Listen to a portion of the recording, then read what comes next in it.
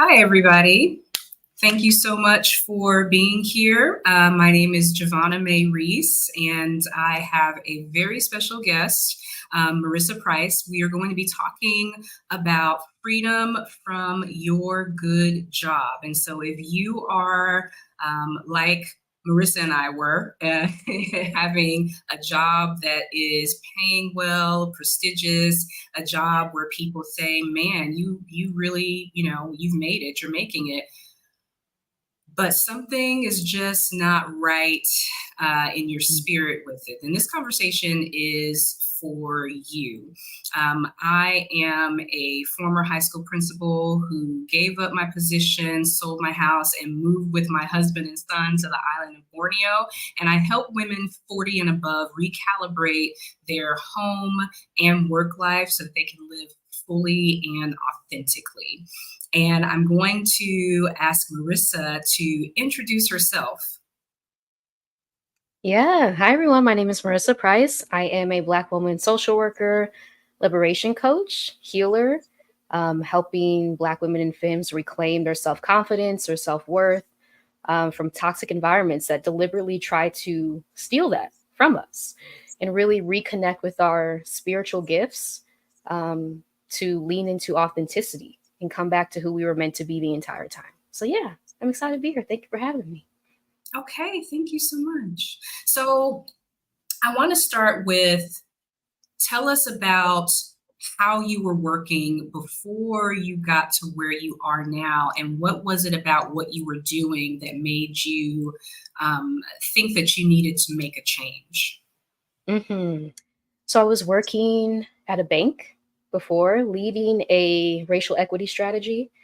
And this was actually the second, there's a whole story, right? But this was the second job role that I was working. I had come in initially doing a different role, and it was a full-time role. And through understanding how this happened, realizing that I didn't have boundaries, right? That's kind of a new thing that I'm learning, to have boundaries in the workplace.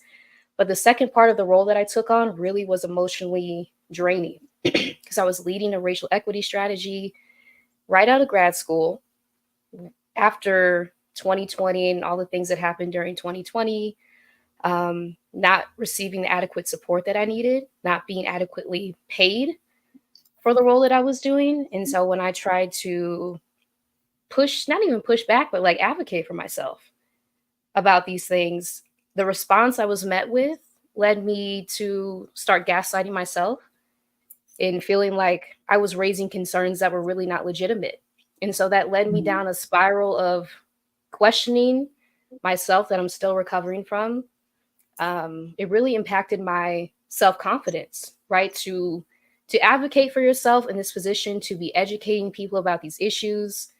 Again, leading a racial equity strategy at a major bank, having a foundation in this. This is my area of study. I was in economic development. I have a graduate degree with this specialization. And I was brought in, and I don't think people were really prepared for a Black woman, a young Black woman, to be contributing the knowledge that I have and actually being real about the strategy that I was tasked with undertaking. I don't think a lot of people were being honest about the message that was sold to me when I initially came into that role. And so me being real and like, okay, you say you want to do this, let's do it. I have the knowledge, I have the background. And people were not prepared for that because it was actually like a ruse. The more that I've been healing from that and realizing what I was brought in to be, it was kind of like a token position, right? To give people like media representation, or to show people like we're not anti-Black. See, we got a Black woman leading this, but behind the scenes, right, it was very emotionally draining, taxing. I was not being paid properly to literally, like, part of my role was understanding the racial wealth gap in the US. And so for you to not be paying me as a Black woman doing this role and me advocating for myself, and you saying we don't have the budget, that's where things went awry, because now your lies are being put to task. Like it's being, out front about what you're doing. And I don't think that people were prepared for that or being honest about their intentions. And I was. So that was the Mm-hmm. role that I was in. And it really had a huge impact on my self-confidence, the way that I viewed myself.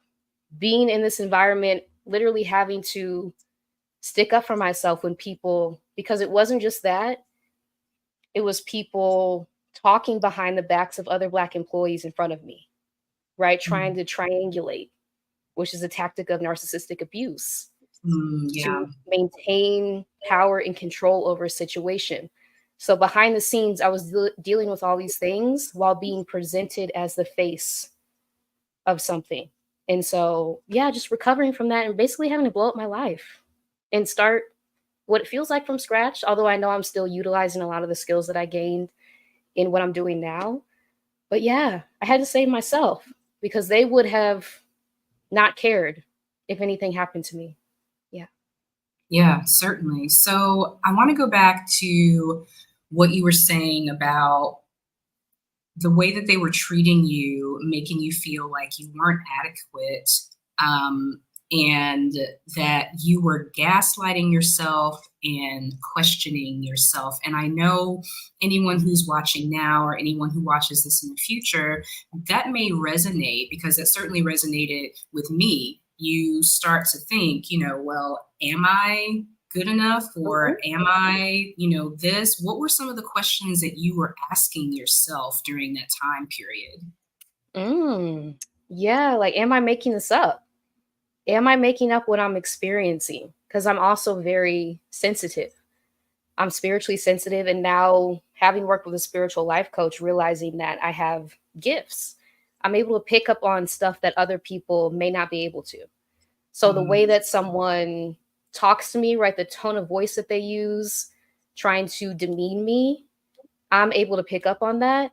And so being in that environment, that was huge. That had a huge impact on my self-confidence and my self-esteem, because I'm doing everything that's laid out in the job description, which is, it's confusing, right? So the whole thing of a toxic job is confusing because a lot of times Black women were brought in to do these huge roles, these huge tasks like undertaking, and we're actually committed to the work because it affects us and affects our families in our communities.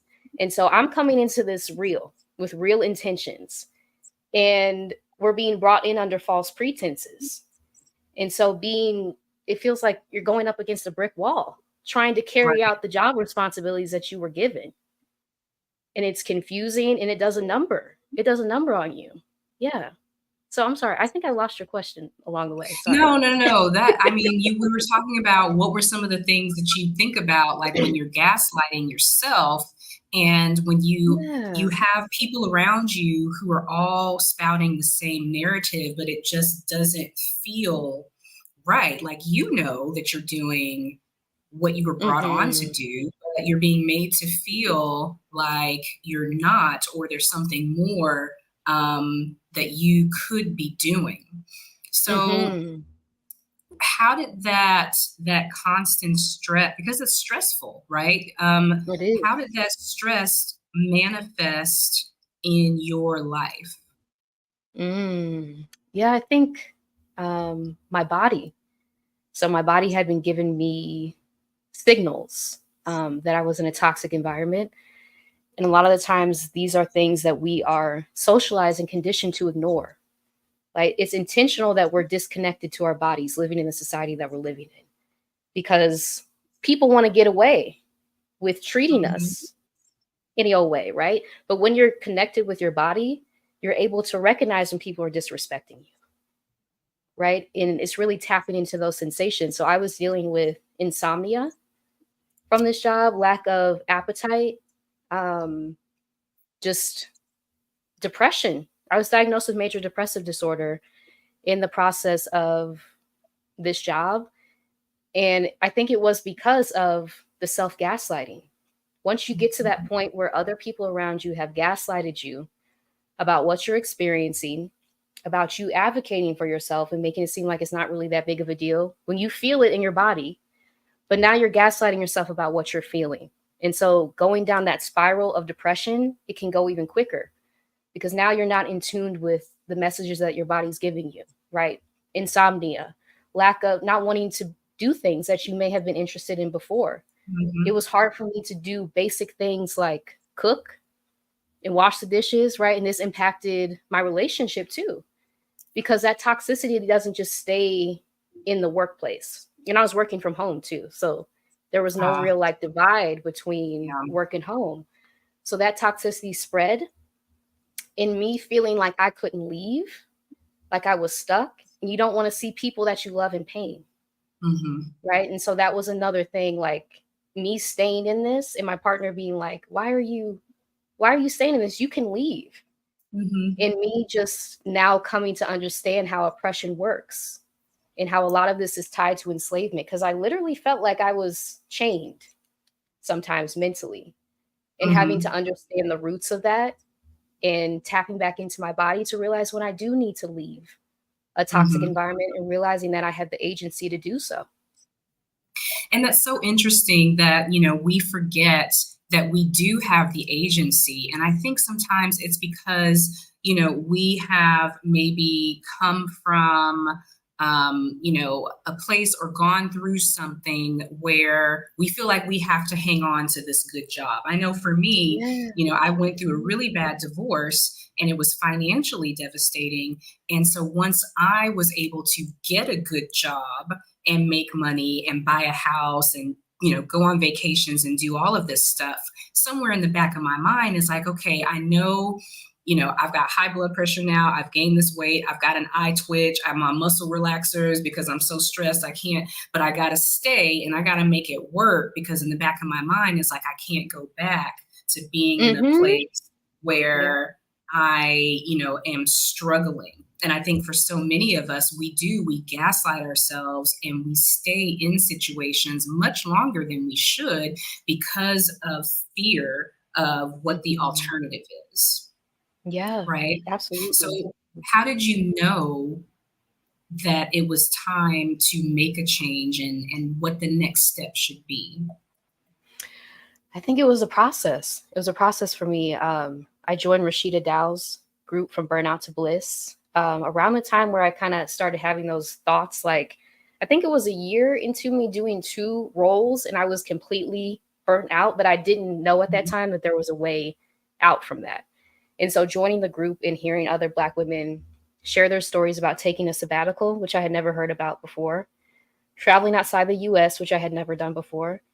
These were like seeds that were planted into me. Like, oh, this is a way out, right? It was like a guiding light out of this situation in something that I felt so stuck in.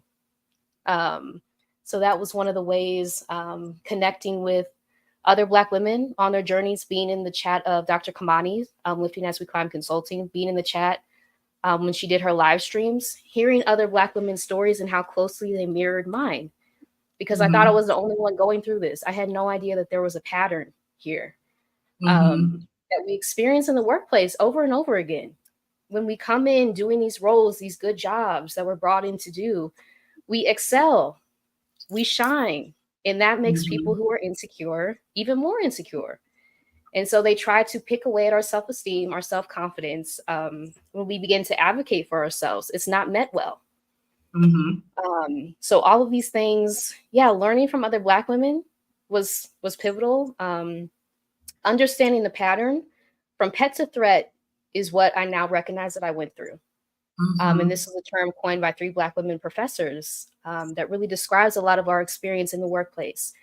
Being brought in, almost treated like childlike. Sometimes the more that I look back on it, I'm like, oh, wow, that wasn't cool. Right. That wasn't cool. And then that transition when you start to excel, when you start to offer suggestions, when they just wanted your face, they didn't want your feedback.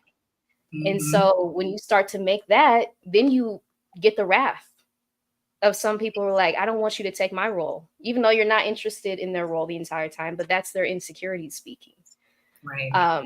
So realizing that, traveling outside the US, which I did when I took a sabbatical from that job using FMLA. That was the first time I traveled outside of the US to Mexico City. And that just like opened my entire world, right? Just dealing with people in the kindness that was shown to me, the lack Mhm. of antagonistic behavior that I Yeah. experienced. Because a lot of, I mean, growing up in the US, you could do absolutely nothing and people will just have a problem with you off Mhm. the bat. And so not experiencing that, realizing that that does not exist in all places throughout the world, and I don't have to tolerate that type of treatment. So just showing, being shown options over and over really helped me change the course of my life and realize I wasn't stuck. And that's such a big thing because you talked about feeling like you were in a silo. And Mhm. it's like all of the toxic um, you know, issues in our life, whatever they are, they thrive in silence and they thrive Ooh. in making us feel like we're Mhm. alone. And so when you are, you know, if you think about it, anytime someone is abusing you in some shape, form, or fashion, they want to keep it quiet, right? And Mhm. it's even more so when you're working for a company and when you're in a leadership position because you're supposed to be saying good things about the company. You know, you're part of the you're the company man, and we've got Mhm. to keep a good face on it. If you're in a family that has toxic behavior, you've got to look good when you go out. You know, Mhm. everything always has to be shiny and you start to feel like I know that these things are not right, but I'm supposed to be touting the company line. So how can I navigate, saying what's wrong, but saying it in a way that doesn't, make people think that I'm an angry Black woman, because don't forget about that, because we got to Mhm. worry about that too, and all of that stuff is just compounded and pressing you down and stressing you out. Mhm. So I definitely can feel that. Donna has a question. She wants to know, did you feel or sense a difference being out of the US and when you returned to the US? Oh, absolutely. Absolutely. From the moment I took the first trip out of the US, I'm like, okay, this is not right. It was confirmation of stuff that I had been feeling my entire life, but being able to attach it to the actual experience of leaving the borders and realizing that people are not like that everywhere on earth. Not saying that people are perfect, Mhm. but it's like the level of like disrespect that you come to expect day to day being in the US. You don't experience that in every place in the world. And that was like mind blowing for me, realizing I could break the chains of having that expectation of people are going to be rude to me. People are not going to want to hear what I have to say. People are not going to want to have me stay. Right. Because even sitting in like a restaurant or something, having people want you, like they want you to stay and eat and like talk with you and get to know you. I'm like, what? It was like a completely different experience, right? And having that traveling outside the borders, yeah, and then coming back and the experiences that I had coming back to the US, having someone, I was on a house sitting thing trip in DC, and having someone like threaten to call the cops on me for having dogs in the yard. I'm like, okay, we back to this. In the US is like, welcome home, right? This is supposed to be my home, but this is how I'm treated here. And so having that understanding and then leaving and seeing something completely different, I'm like, no, I don't have to tolerate this anymore. This is like unacceptable. Hmm. Yeah, and I can definitely, piggyback on that and say it's almost like you feel like I would imagine someone who has been abused, because in a way we were suffering abuse within our Hmm. job. You feel very timid, you feel very like you just take all of the ways that you're used to being in the United States. When you go somewhere else, you're almost like gun shy, like, are you really Hmm. being this kind to me, or what is it? I'm not used to this. Is there some ulterior motive? And like you said, no place is perfect. There's, people who are jerks everywhere, but for the Hmm. vast majority of people that we've encountered here, it's just been like a breath of fresh air. And I think, when I was over on your channel, I may have said, my husband and I and my son, we went to the night market here, and my husband felt a release, because he was so used to, when we went out, having to scan for danger. Does somebody have a gun? Is somebody going to pop off and do something? And we were just able to be out as a family, surrounded by people, eating, having fun, whatever, and not feel like he had to scan to protect us, you know? And when you leave the States, I don't know, for me, you just feel like a shedding and a release of some tension that you didn't even realize that you were holding. Because you have to take on so many layers in the US to protect yourself, to preserve your sanity a lot. And so once you leave, I know for me, like being able to peel back those layers and get back to who I was the entire time has been so healing.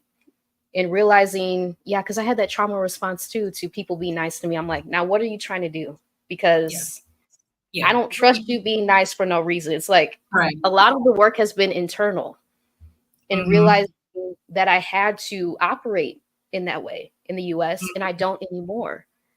So just because you leave an environment, it doesn't mean that your mindset changes unless you intentionally do the work to change those deeper trauma responses that you've had to adopt for survival in such a traumatic place. Yeah.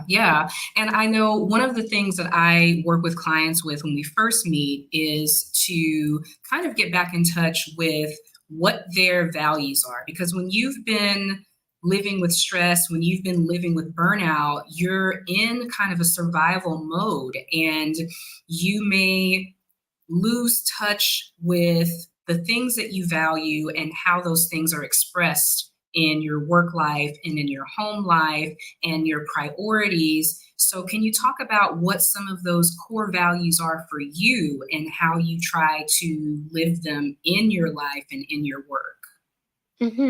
Yeah, so I think the first one that comes up for me is community. So being able to foster safe community, which I do on my YouTube channel, having Black women on to share their experiences and life stories in a safe environment, because we don't have enough of those places, to be real and be honest about what has happened, and sharing that knowledge with other people, because we need that. We need people to share their full truth so that we know that we're not alone when we're experiencing stuff like being bullied at work or being sexually harassed, all of these things. So that's really important to me, to build community, to be a safe place for other people to share what they've gone through my coaching services as well. And being tapped into things like Exodus Summit, right? Larger communities of Black women really liberating ourselves from the confines of such traumatic countries, spaces, and choosing to live life on our own terms. Being plugged into community like that has been life-changing as well. I think also truth is one of the values that leads my life. And being in the work environment that I was in, realizing that I came in as a truth teller, and over time, my voice got smaller and smaller being in that environment. Like I actually had a point where I almost physically lost my voice because of what I was in, right? And just coming back into that and reclaiming that, and understanding how sacred of a gift that is, to be able to see truth when you have been socialized to lie and to be fake, and just be like, no, I'm going to be my authentic self. And when I see something is wrong, I'm going to bring the light of truth upon it. That's why I was put here. And so leaning into that has been pivotal in healing too. Also say travel. Travel is one of the values that guides my life. Being able to take solo trips just to reconnect with myself has been pivotal, just around Mexico. And it helps to disintegrate some of the fear that surrounds traveling outside of the US, something that I'm still working through, right? But the more that I put myself out into different places, interact with different people, realize that I'm still okay. And a lot of that is lies that I've been told living in the US, that things are scary outside the borders, but they're actually terrifying within. So understanding that, and then creativity. I wrote a book, Cocoon, Affirmations for Transformation, during my process of healing. And these were actually affirmations that I wrote to myself that were downloaded to me. And then I compiled them in a book, being in 𝐸𝐶ia Renice's community, The Garden, and having that supportive community of Black women creatives, to put it in a book and hopefully help other Black women on their transitions out of toxic job environments. Yeah. I love that. And I love the imagery. Several times during this conversation, you've talked about light, and you've talked about how where you were, your light was being dimmed, and you've talked about other women in community being a guiding light. And I love the imagery of, as you've left this quote unquote good job and you've done this work on yourself, that your light has started to brighten and is allowing you to be a guiding light for other people, and for your light to connect with light of other people, and that light just getting bigger and bigger, amongst these Black women who are getting free and getting liberated. And I love that imagery, and I thank you for sharing that with us. Absolutely. So in terms of, yeah, I just felt that, like, when you kept saying light, and I was like, I feel something here, and it just feels warm, and feels, as Marissa was saying on your channel, it feels very woo woo, and I'm not a woo woo person, but I'm trying to let more woo woo into my life as I continue my healing journey. Yeah. And can I say something that you mentioned, like how oppressive environments and situations like thrive in silence? So the more of us that are scared to share our stories, it's like we don't get access to that light, because we light each other's candles along the way to keep it like burning, right? And so when you're in an oppressive environment where you're not able to share honestly, that does a lot to suppress that light that actually like carves the path for so many of us to get free. And that's intentional. That's very intentional. Very, very intentional. Thank you, Kanisha. Glad that you're here. So I want to talk about, you said that you did a lot of internal work, and you're still doing, as we all are and all should be, continuing to do internal work to get over some of these things that we've experienced. So can you talk about how you've been doing that, and if there's any role that mindfulness or self-exploration has played in the growth that you're having? Oh yeah, self-exploration has been huge.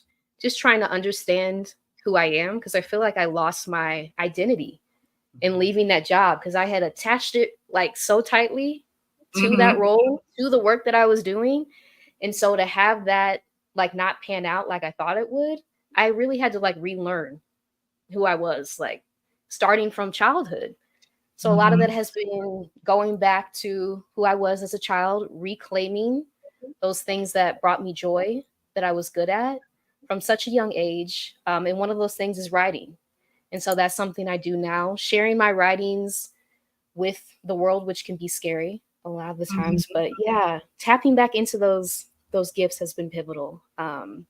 What else? Yeah, self-exploration, understanding who I am, stretching. I am a long COVID survivor as well. So even like I was into yoga, like hardcore at one point. But after that experience of contracting the virus, I wasn't able to do yoga anymore. And so I had stopped like moving my body at all. And so getting back into just like gentle stretching as I regain my yoga practice, that has been pivotal for me to begin healing as well. Just moving my body, breath work.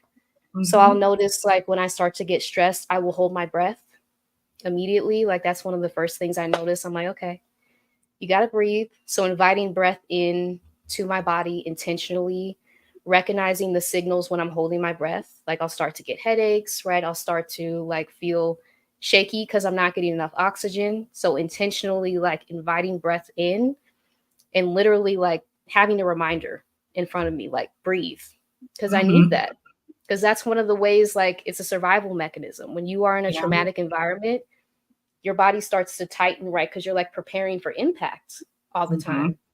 And so really like unfurling, stretching, allowing breath back in. And yeah, in nature as well. Nature, going back into nature and putting my feet in the grass has been another way of healing. Yeah. And I know when I'm working with clients, because I'm a certified yoga instructor and breath coach, and we will sometimes work on movement as a way to, of course, better connect with your body, but to work through, problems and tensions, and to take in that breath, because so many people hold their breath. Yeah. And so many people go into, that response where they're ready for something bad to happen. And if you can start to recognize it, you can, control your body's response and regulate yourself. And that's so important. The other thing that you talked about was in your identity, reconnecting with your identity and going back to the things that you used to do when you were young. I know for me, I tend to think of myself as not being particularly, creative or woo-woo type, person. But when I've done this work and I've gone back and I've looked at the things that I enjoyed in my childhood, I drew all the time. I wrote all the time. I was creating things. And then somewhere along the way, there was a voice that said, well, you've got to be practical. Yes. You can't make a living out of this, right? Yes. It's always tied to what can you produce that people will buy.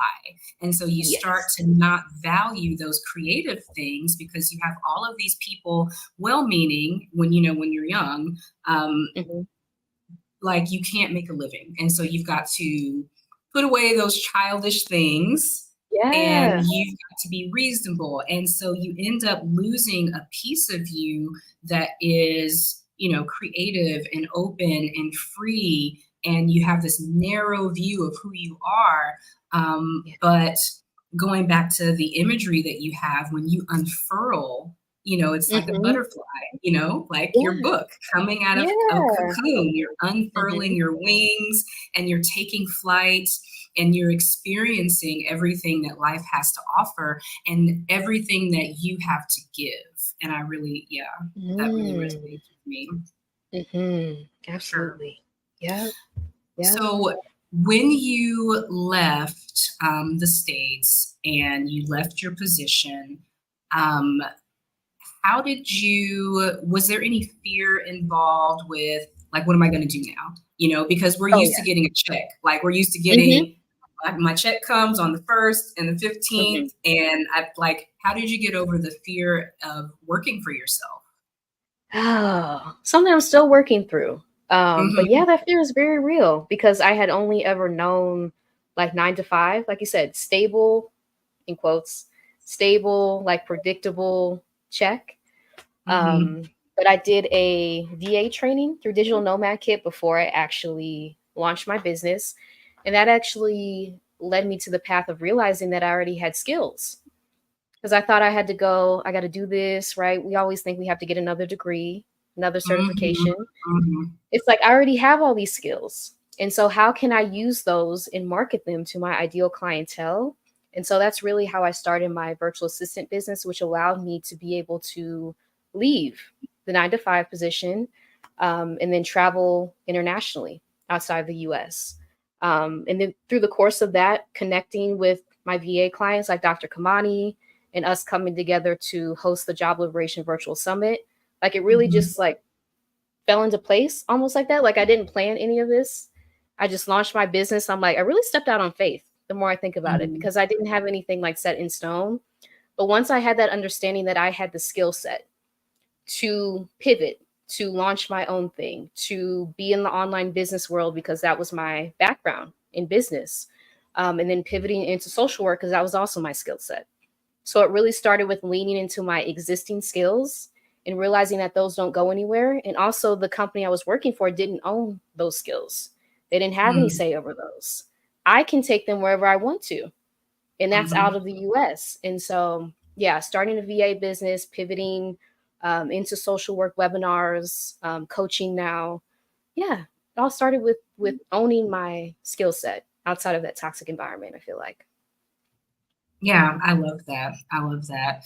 And so I know that, working for yourself can definitely, it's liberating, but it can also be, difficult because you're wearing all the hats, right? Yeah. And so what are some of the things that you incorporate into your daily routine that kind of keep you in balance and keep you from teetering onto the cusp of burnout? Yeah, I've definitely experienced burnout a couple times so far in this solopreneur journey. Like you Mhm. said, you wear all the hats. So you're the marketer. You have to create the products. You have to interact with customers, like customer service. Like everything is really on you. But along this journey, I started a community for other Black women entrepreneurs, free Black women entrepreneurs. And this community has connected me with other Black women on the same journey that I'm on. So in those moments, I feel like I'm about to give this up and go back to 9 to 5. It's like I have someone who was at the same stage and seeing her journey, right? And seeing the fact that she is able to stay committed. I'm like, it gives me that inspiration to stay committed as well. But yeah, some of the things I do, I take a nap almost every day. Like I have to. I really Yes. have to. Naps, naps, right here, right here. Yeah. I go outside. I take breaks. I've adopted a schedule because before when I first started, I think I was so like ready to leave the 9 to 5 world. I'm like, I'm just not having any schedule anymore. And Mhm. that was not the best thing, right? Because I was working at all hours of the night. I'm like, I really have to have more of a structure to my Mhm. day. And when you're doing it yourself, you don't have anyone telling you what to do. So you have to create these things for yourself. So it's Mhm. really identifying the times of days that I feel most, I don't like the word productive, but like most awake and able to do Yeah. tasks. And then the Mhm. other times allowing myself to rest and understanding that the work will still be there. I don't have to push myself past the brink of exhaustion, which I'm used to doing. Being in a corporate role, being in banking, that's kind of like the norm to push your Mhm. body past the limits. I'm slowly unlearning that and realizing that I can rest because I'm in charge now. I think that's the power Mhm. of entrepreneurship. It gives you too. Yeah. That you can control that. You have control Mhm. over that. Yeah, I feel like when you get to a certain point, especially when you've made such a bold move, you're doing the work, and a lot of the work is unlearning things that Yes. you thought were, gospel. Like you've got to put in the extra hours to be successful. You have to push through. I remember years ago working for a principal who told the staff, and I was a teacher at the time, he was talking about sick leave. And he said that you have to think, do you not feel good or are you sick? And if you don't feel good, you still need to come to work. But if you're Ooh, sick, then stay home. And that's been like 15, 16 years ago. And I still remember that statement. Like, wow. you don't feel good, but still come to work, even if you don't feel good. And that's the message, especially for, people who are in Mhm. education. It's always your needs come on the bottom because when you're not here, everyone suffers and the kids and the kids and the kids. And what are we going to do?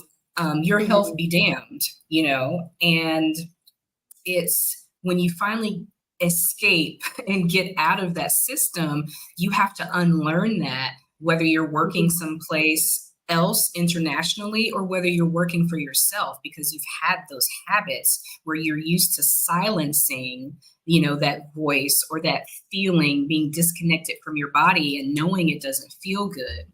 Um, Mhm. so yeah, yeah, that Yeah, I just think that's been important for me too, realizing when it doesn't feel good. Realizing like bringing my awareness to the fact that I'm overworking, I'm mhm, pushing myself again, right? Because I've internalized that messaging that that's what I have to do to be successful. I have to push my mhm, body past the point of it telling me like you need to stop and rest. And like you said, it's unlearning. It's unlearning mhm. that and replacing it with your own messaging. Because that Yeah, messaging is not ours. We don't come no. here pushing ourselves past the brink of exhaustion. We take that on. Mhm. And so we Yeah. really have to take that off and replace that with our own messaging that prioritizes our wellness. Yeah, and I think, part of prioritizing that wellness is, for me, it's been having a mindfulness practice because as you said, when you're working especially, in the US and the country, in a place that's so focused on you having work as your identity, Mm-hmm. you lose touch with yourself. And so having a mindfulness practice where you are just able to be silent and to be where you are, the things that come up and the connection that you start to make with yourself again in that habit, you can call upon that habit anytime.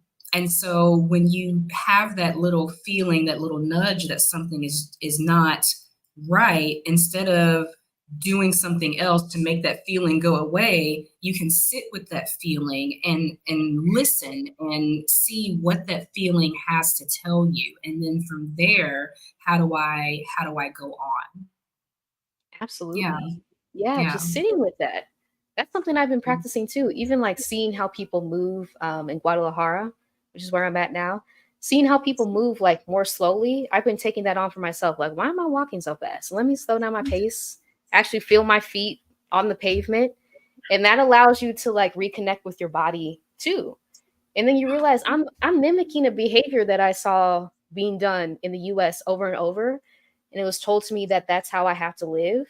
No, Mhm. it's not. I can take that message out and actually move at a Mhm. slower pace, sit with feelings, because a lot of the work environments that we're in, they don't leave time or space to be human.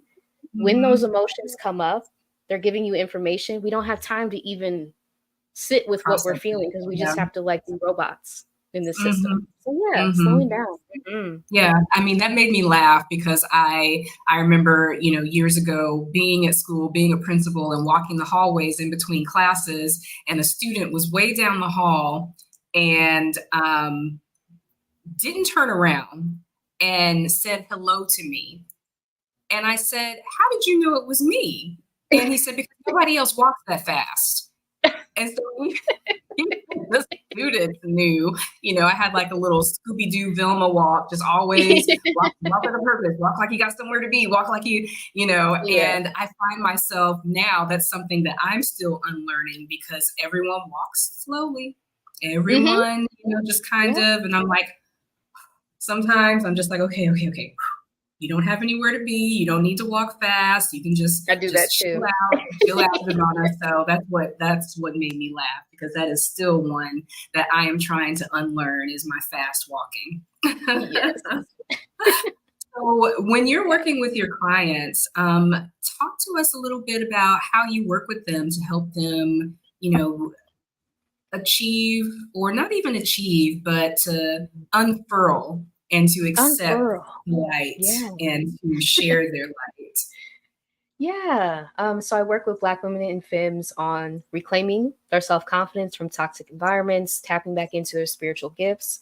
And one of the ways I do that is really by intuitive healing. So I am a trained social worker. But one of the things that was missing from my education was the healing.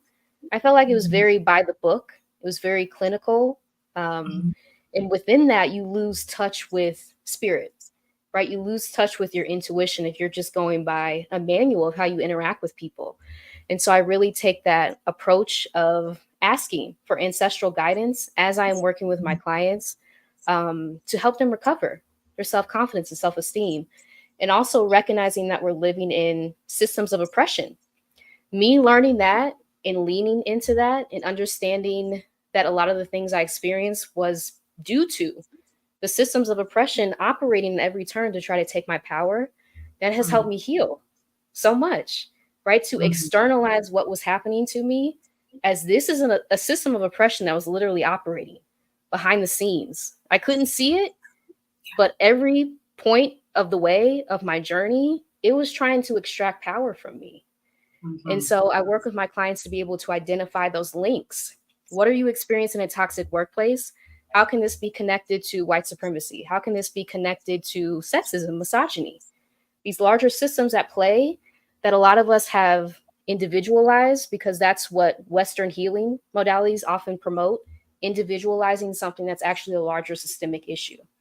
And so being able to connect individual experiences with a larger systemic problem, that is something I focus on too. Yes, ancestral healing intuitive guidance, just coming back into your authentic self. And a lot of that is who you were in childhood. It's really that simple. Before we got all the messaging that we had to be productive, we had to be robots, we came here knowing who we were. And so we can go back and get those children that we left behind. Yeah. Yeah, I feel that, going back and getting those children that we left behind. Yeah. So when you're working with your clients, the women and the femmes who work with you, what are some of the common challenges that they're facing? I think one of the things is, the self-confidence is feeling completely depleted, sometimes broken by what we're experiencing in day-to-day life, in toxic environments, right? So understanding that it's not you, right? And really trying to reflect back to them the light, the greatness, the beauty that I see in them, so that you can start to believe that yourself. Because that's one of the things in being in community with other Black women, having them reflect back to me who I am. That like had a spark inside me. I'm like, oh yeah, that is me. I am talented at this. I am gifted at this. But when you're in environments where they're telling you that you're not, right? They're talking over you, they're bullying you, you can start to take that on yourself. And so, it's really reflecting back to my clients who you really are, who you've proven yourself to be over the course of your life, right? You're not, I mean, that is why community is so important. And, going back to, the metaphor of the light, them being able to shine so that you can see yourself. Because when you're in the midst of working in a place where it is toxic and going through all of these things, you've lost touch with who you are and you don't see yourself. You don't see all of the things that you have to offer, but people who care for you and people who are on that journey as well, they see you. They see the gifts that you have to give, and hearing that can be so powerful and so motivating, especially if you are suffering from, low self-esteem or low self-confidence, or you've been gaslighting yourself about, or saying that you don't have anything to offer. Being in community with other people can really shed a light on that, and it's so helpful and so powerful.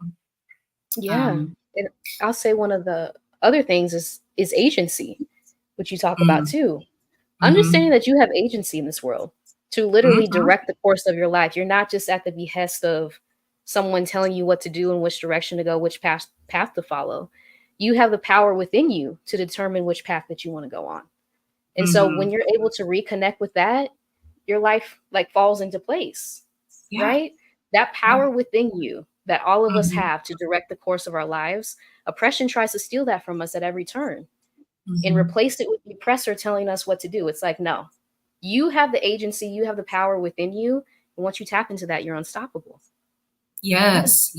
And when I'm working with my clients, that's certainly one of the things we talk about, is that circle of influence. There are so many things right now that, you cannot control, but there are so many things that you can control. And if you focus on where you have that agency, the feeling of power that you get and the motivation that you have to, live your life authentically, to make bold changes, is astronomical. If you can just focus on what are those things within your circle of influence. So if someone is in the midst of being in a toxic job or situation that's no longer serving them, what is the first thing that you suggest they do?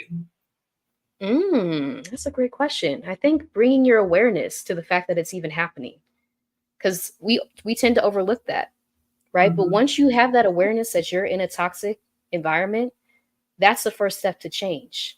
I talked about the cycle of change on my channel, I think, in it might have been my first video. But understanding that is literally the first part of change, being aware that you're in a toxic environment and that you deserve better. So once you lean into that, you can begin making your exit plan. You can begin looking for other jobs, because now you know, and you have an awareness that you're being mistreated, you're being harmed, and you actually deserve so much better than this. This is not your plight in life. to be harmed for a paycheck. Right. Sitting in that, because that's messaging that we receive all the time. This is just par for the course. You have to be harmed to receive a paycheck. You should just be okay with it. Something within you is telling you, no, that's not true. And so bringing your awareness to the fact of that, leaning into your agency, that kind of starts the whole road to freedom. Your awareness, and it's off from there. Yeah. Well, I've got, there's some people over on Instagram who have some questions. Maya, hi Maya. And I've got, let's see, I can't see Casey into Lime.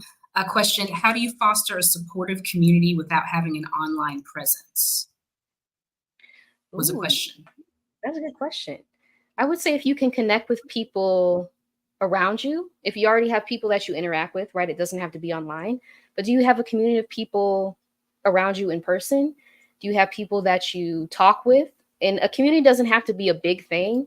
It can literally just be two people, right? Starting a community for other people to begin to shed, unfurl, come back into themselves.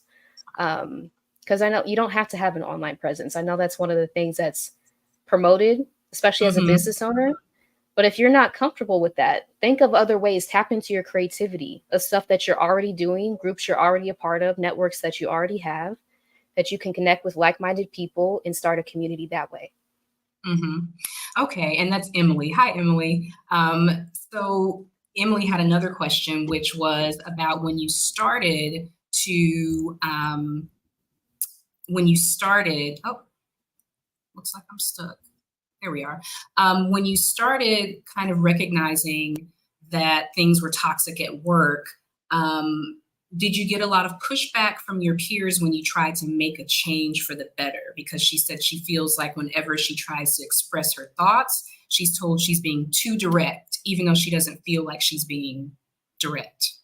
That's a great question. Yeah. So people that I thought I could rely on at work, it was proven to not be true, right? When I told them what was happening, because the person who was talking over me, harming me, belittling me was in a position of power. And I could tell that they didn't want their positions compromised. And so I felt like I was out there all alone. And that's one of the things that Black women experience in toxic jobs all the time, because we're able to pick up on stuff that's not right. And a lot of the mistreatment is directed at us. And there will be bystanders around not doing anything. And that will make you, in turn, gaslight yourself, right? Maybe I'm just making a big deal. Like this person doesn't feel like it's a big deal, even though I've shared with them, even though I've trusted their opinion before. And honestly, like understanding the plantation system has been helpful in realizing what was happening during that. Because people in oppressive environments don't speak up often when other people are being harmed because they don't want to be harmed. That's a tool of oppression. But the more that you can lean into what you're feeling, you know when you're being disrespected, you know when you're being harmed, right? And get into community with other people who are validating that for you. That's huge. And a lot of times it's not going to be your peers because they don't want to compromise their own position, unfortunately. Yeah, that is certainly true. So talk about a little bit, what are you working on now? What are some upcoming projects you have, things that you're excited about? Yeah, so I'm working on growing my coaching business, healing and liberation sessions. What else? Planning for the 2025 Job Liberation Virtual Summit for Black women with Dr. 𝐩𝐫𝐨𝑚, which I'll be co-hosting. Planning a few webinars that I want to release around mental health topics and how they relate to Black women. I co-hosted Healing from Childhood Attachment Wounds with 𝐻𝐫𝐿𝐿, who's a fellow Black woman social worker, earlier this year. Oh, yeah. And I think just bringing in mental health, social work topics to an audience of Black women, because we're often left out of these conversations completely when it comes to things like childhood attachment wounds. But we actually have a stake in this. When you think about things like enslavement, how did that affect attachment styles And how are we still experiencing that generation after generation, right? Mm-hmm. So being able to connect those theories, social work theories, with the larger history, Black history, is kind of one of my goals. So I have a few webinars that I'm dreaming of coming up this year. And yeah, just continuing to heal from a toxic work environment. All right. I love that. I love that. And I think that so many people that connect with us, and so many Black women in general, I love that more and more that we are expecting more, because I feel like we were expecting so little. We were just taking the crumbs that were doled out to us and feeling grateful that we got that, right? And so many of us have stopped that, and we are now dreaming of a life that makes us happy and brings us joy, where we can be our full selves and not just this narrow little version of being excellence, you know, the whole Black excellence thing. You have to make this much money and live this kind of life and have this cert and this degree and that. And we're reevaluating what we want from our life. And that feels really powerful for us to be bold enough to bet on ourselves in a way that is really freeing, that feels like freedom. It is. Yeah. Expecting more. Oh, I love that. And as we go on our individual freedom journeys, like we free other people, right? Because people see that it's possible, and then they take their own journeys, and it's just a ripple effect. So, yeah. So Marissa, tell people how they can work with you. Yeah, you can go to mpricemsw.card with 2 R's, CARRD.co, to schedule a one-on-one session with me, healing and liberation session. What other ways? You can follow my YouTube channel, mpricemsw, also mpricemsw on Instagram. I'm also on LinkedIn. Yeah, when I launch webinars, I will typically announce them on my email list, which you can join on my website, mpricemsw.com. And yeah, I think that's it. Okay. All right. So for anyone who is interested in recalibrating work and life, learning how to bring those two together so that your work is not the end all be all of everything that you do, I invite you to schedule a clarity conversation with me so that we can talk about what those goals are. What are your dreams for your life, and how can you start making steps to make that your reality? If you like this video, please give it a thumbs up and share it with another woman so that that light can continue to spread and they can start recognizing that light within themselves. And I want to thank you so much, Marissa, for being here and for sharing this conversation. Be sure that you follow Marissa on her channel and check out all that she has to offer, including her book, Cocoon, because we are definitely a proponent of mindfulness on this channel. And so check that out for sure. So again, thank you so much, Marissa, for being here. Thank you for having me. This was wonderful. Thank you. Okay, guys, we will see you next time. Thanks everybody for being here. Thank you.